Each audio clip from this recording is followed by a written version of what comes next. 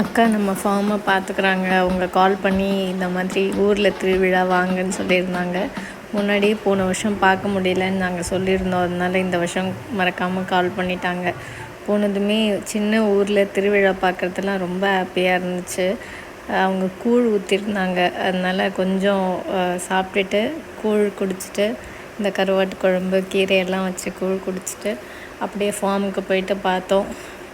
நல்லாவே இருந்துச்சு. ஆனால் குளத்துல தான் தண்ணி சுத்தமாக இல்லை, பயங்கரமாக வற்றி போயிடுச்சு. சரி மழை வரட்டும் அப்படின்னு விட்டாச்சு.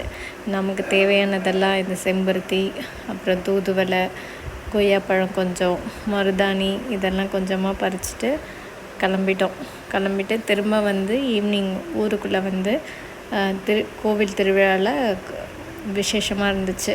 அதெல்லாம் பார்த்து முடிச்சுட்டு சாமிக்கிட்ட கும்பிட்டுட்டு அப்படியே வந்தாச்சு.